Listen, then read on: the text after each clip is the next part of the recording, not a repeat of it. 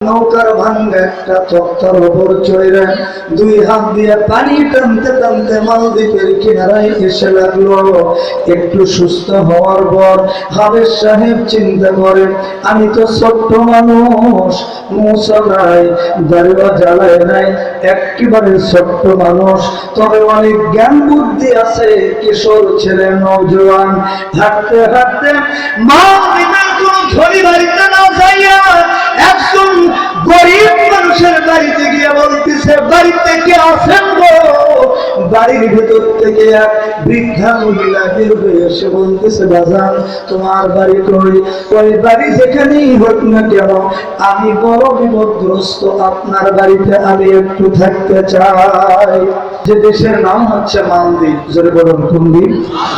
নাম শুনেছেন তো আপনারা?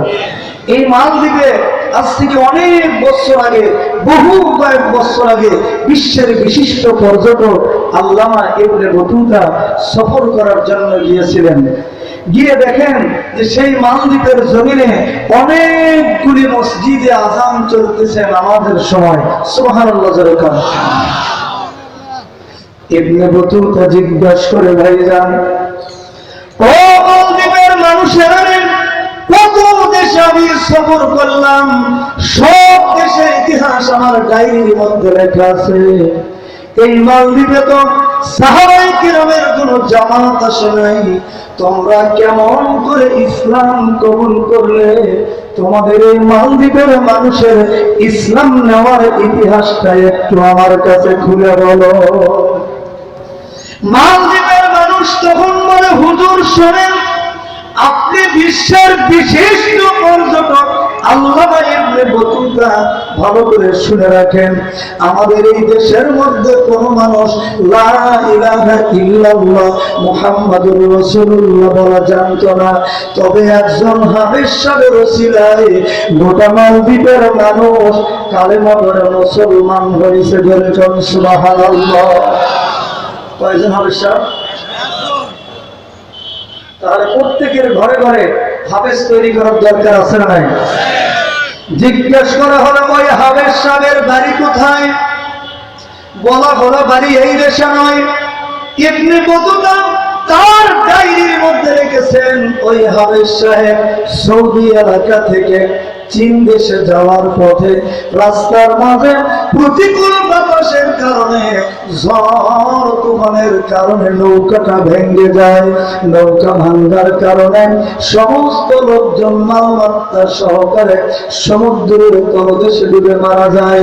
ওই হাবেজ সাহেবের নাম হাফেজ আবুল বারাকাত রহমাতুল্লাহি আলাইহি। নামটা মনে রাখবেন। কি নাম? হাফেজ আবুল বারাকাত। নৌকার মানুষকে কোথায় গেছে কোন খবর নাই। ওই হাফেজ আবুল বারাকাত নৌকার ভাঙ্গা একটা তক্তার উপর চড়ে দুই হাত দিয়ে পানি টানতে টানতে মালদ্বীপের কিনারায় এসে লাগলো। একটু সুস্থ হওয়ার পর হাবেজ সাহেব চিন্তা করে, আমি তো ছোট্ট মানুষ, মুসা নাই, দাড়িও জ্বালায় নাই, একেবারে ছোট্ট মানুষ, তবে অনেক জ্ঞান বুদ্ধি আছে, কিশোর ছেলে, নওজোয়ান। হাঁটতে হাঁটতে মালদ্বীপের কোন ধনী বাড়িতে না যাইয়া একজন গরিব মানুষের বাড়িতে গিয়ে বলতেছে, বাড়িতে কে আছেন গো? বাড়ির ভেতর থেকে এক বৃদ্ধা মহিলা বের হয়ে এসে বলতেছে, বাজান তোমার বাড়ি কই? ওই বাড়ি যেখানেই হোক না কেন, আমি বড় বিপদগ্রস্ত, আপনার বাড়িতে আমি একটু থাকতে চাই। এবার বুড়ি ডাকতে বলে, ওগো আল্লাহর বান্দা, আমি এতই গরিব মানুষ, মেহমানকে খাইতে দেওয়ার মতো কোন সামর্থ্য আমার কাছে নাই, অভিবেশী মেহমান, আমার স্বামী বেঁচে নাই, উপযুক্ত কোন পুত্র সন্তান আমার নাই, আমি কি দিয়ে তোমার মেহমানদারি করব?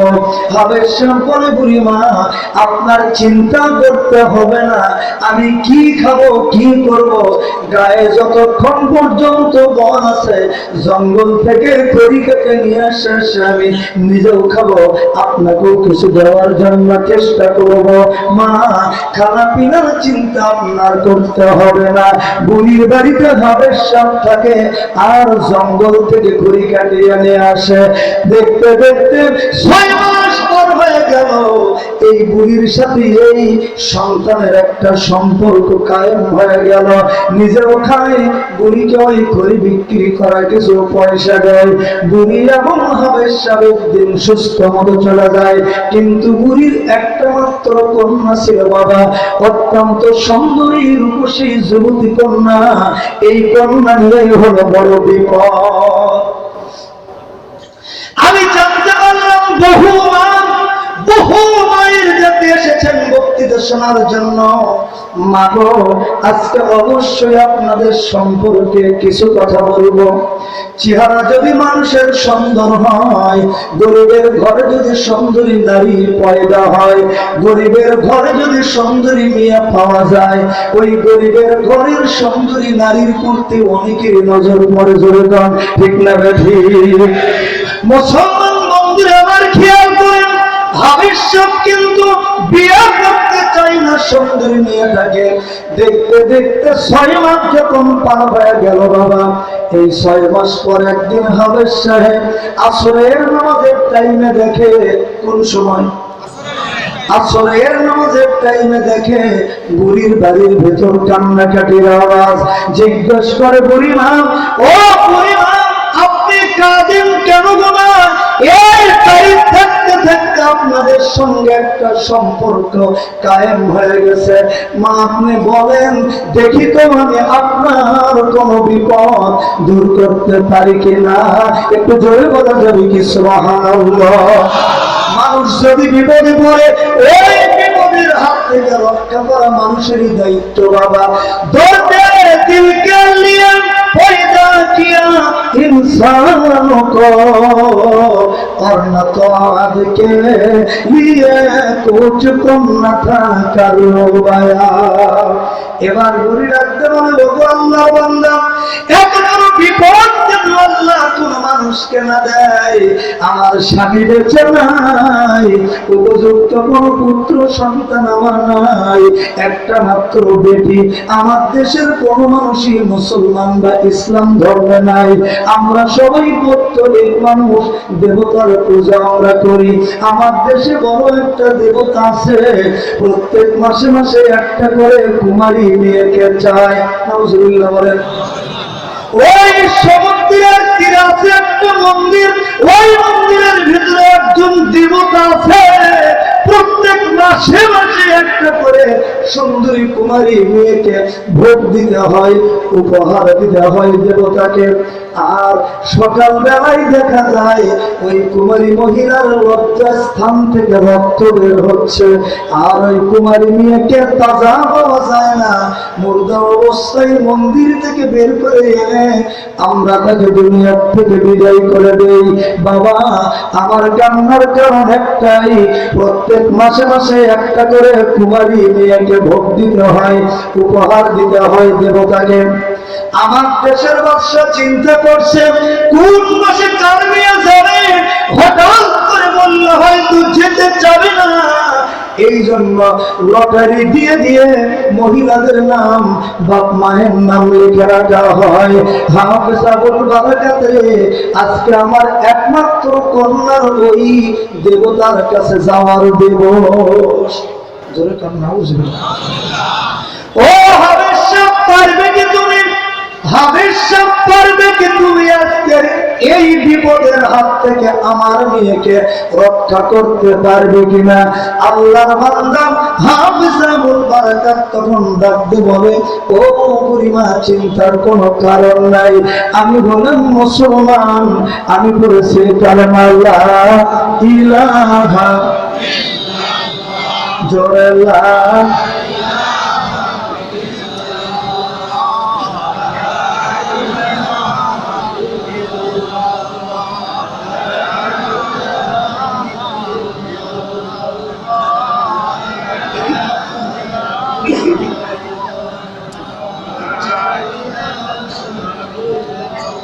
থামেন থামেন, আমি আপনাদের মেহমান, আপনারা আমার মেজবান।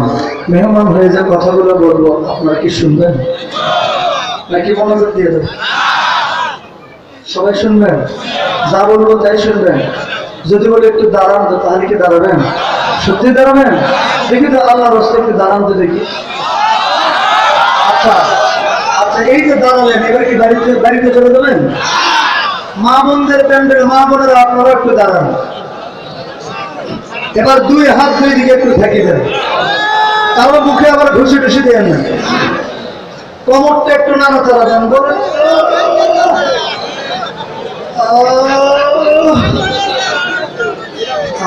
কি শান্তি, কি শান্তি পেলেন না? এরকমের শান্তি কোন হুজুরেরা দিয়েছে আজ পর্যন্ত? এই 5 দিনের মধ্যে কেউ দিয়েছেন?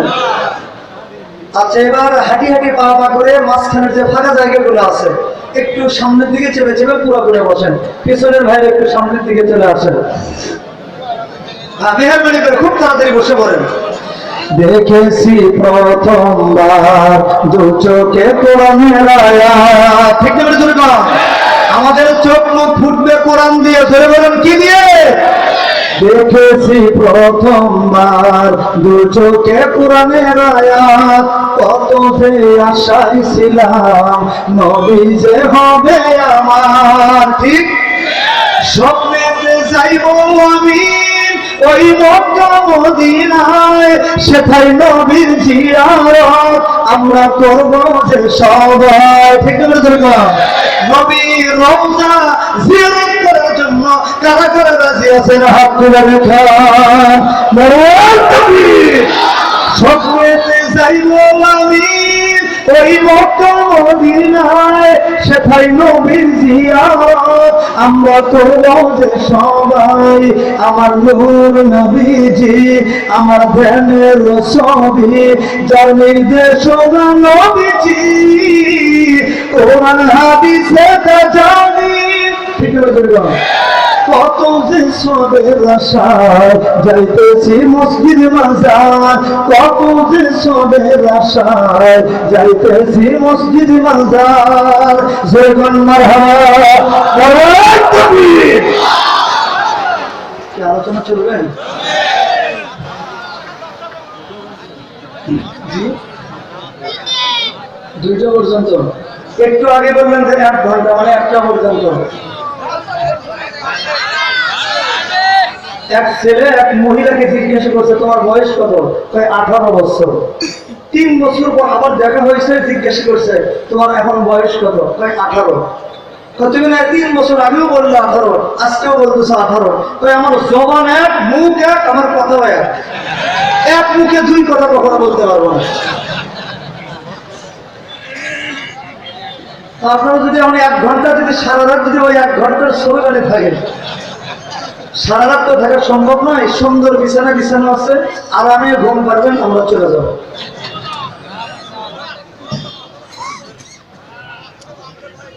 আমার বন্ধুগণ, আলোচনা করতেছিলাম বুড়ির বেটি দেবতার হাত থেকে বাঁচার জন্য কান্নাকাটি করতেছে, আর হাফেজ আবুল বারাকাত তাকে রক্ষা করার জন্য চেষ্টা করতেছে।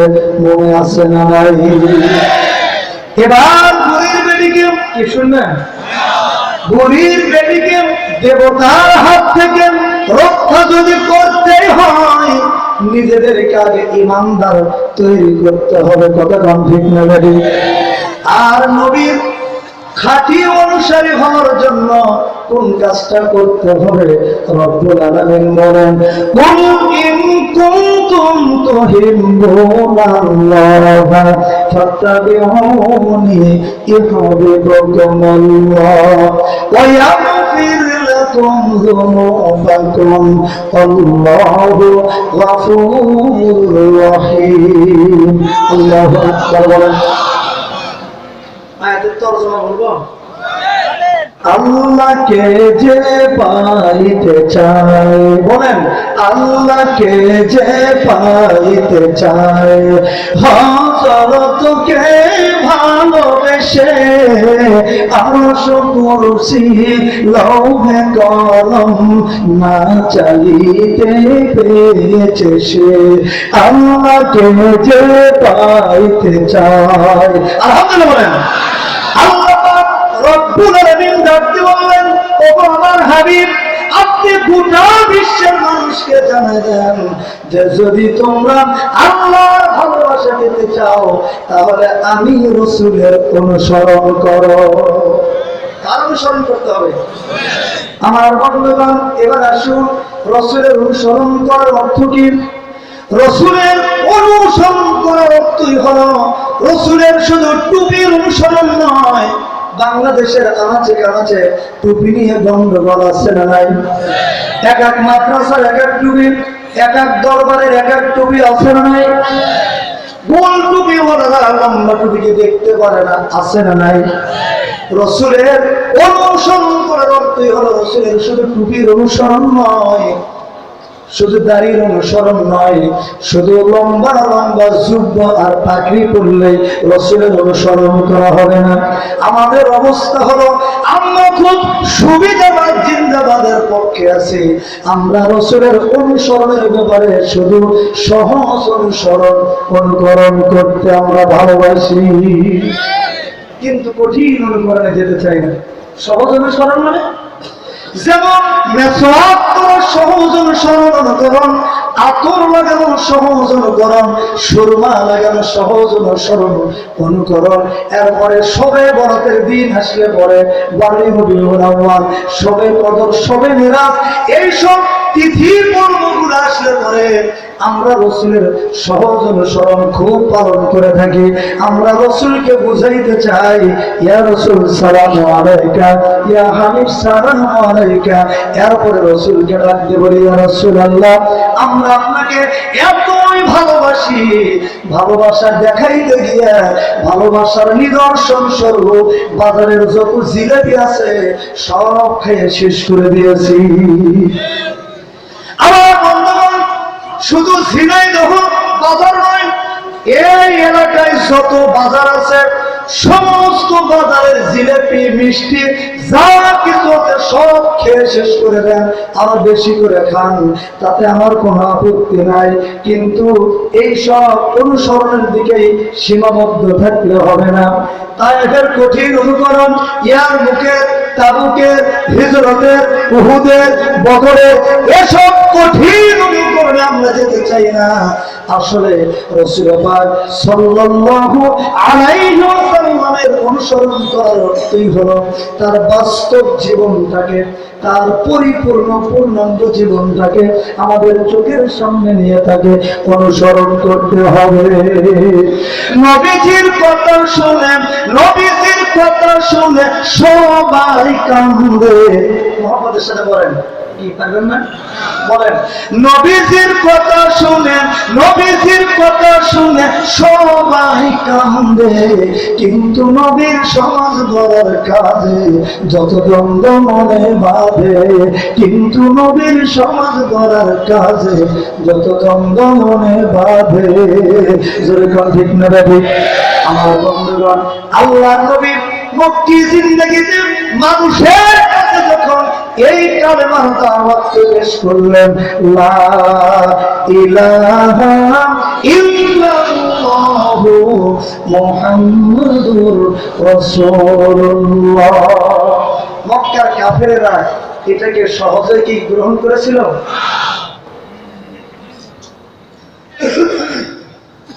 হুজুরের উপর তারা অত্যাচার করেছে, রাসূলকে তারা মারধর করেছে, কথা ঠিক না ভাই? আল্লাহ নবী যখন দ্বীনের দাওয়াত দিতেছিলেন, নবীর দাওয়াতের পথে প্রতিবন্ধকতা সৃষ্টি করেছিল আবু জেহেল, কথা ঠিক না ভাই? আজকেও যারা দ্বীনের দাওয়াত দিতে চায় আর তাদের